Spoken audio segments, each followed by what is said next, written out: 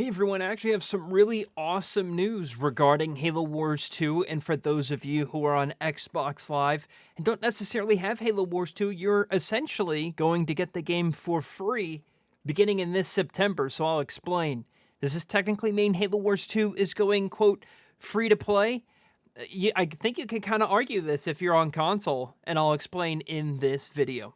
So Microsoft announced today that they are introducing a new Game Pass tier, and this is called the Xbox Game Pass Core, and this is going to replace Xbox Live Gold. This is launching on September 14th, and there's a lot of good news with this, I think. Firstly, what we've seen is Xbox has been really more or less phasing out the term Xbox Live in the last few years. I think notably with Xbox Live Gold, the games with Gold that we get every single month have been horrible for a very long time. I've been very vocal about that on Twitter.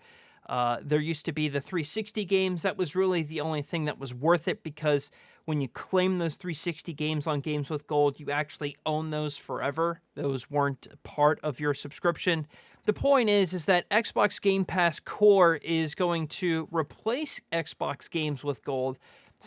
Instead of getting two horrible games every single month, they're offering more than 25 titles that are across first-party Bethesda and third-party partners that are free at no cost with your Game Pass Core subscription.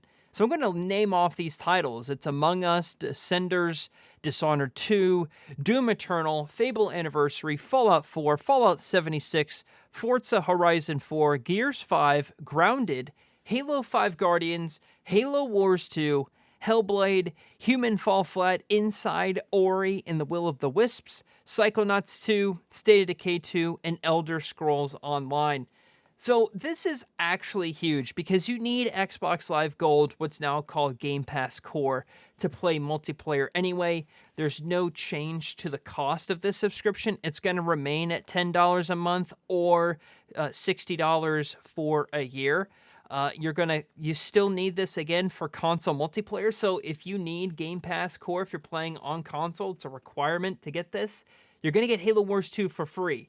I think basically, technically, Halo Wars 2 is going free to play on console. You need Halo Wars 2's Xbox Live component to play online. It's going to be included with the component that you need. Therefore, is Halo Wars 2 free to play?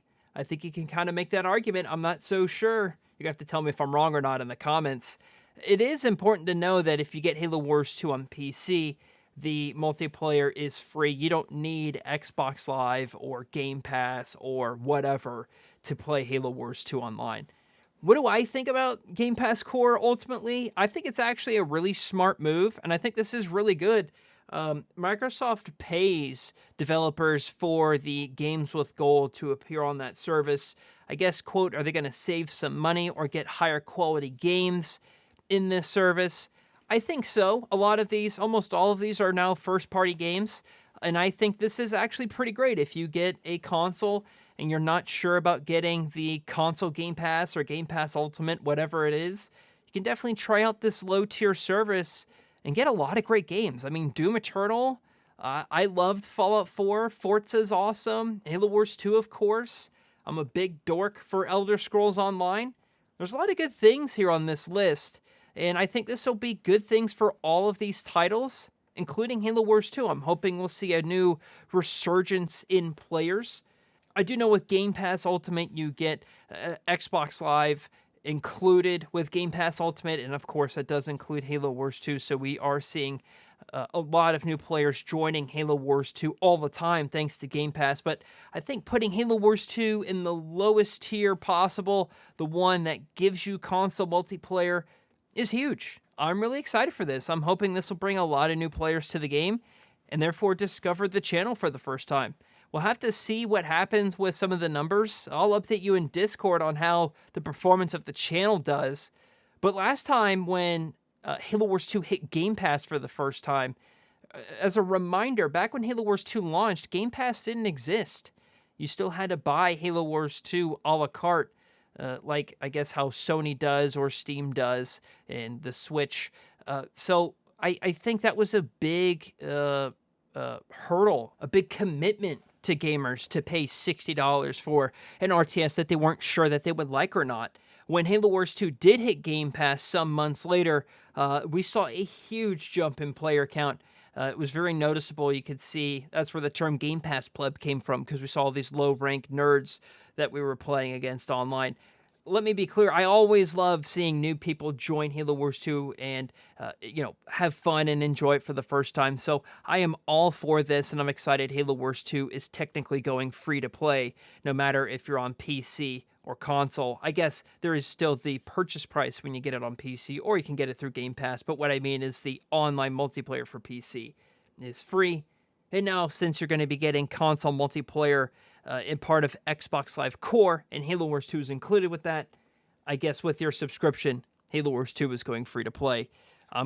That's probably incorrect, but I'm going to call it that because I think that's absolutely cheddarful.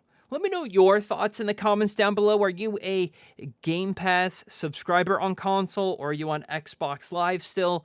Are you excited that you're going to be getting Halo Wars 2 included in the new Game Pass Core subscription service launching in September? It goes live on September 14th. I guess a few final tidbits here. I'll put a link in this announcement page in the description. Your subscription will be automatically converted. There'll be no change in pricing.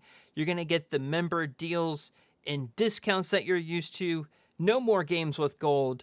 You can still access your previous games with gold that you got, and the 360 titles you got with games of gold you own. So I think that's absolutely cheddarful. All right, that's going to do it for me. Thank you all so much for watching, everybody, and I'll see you, James.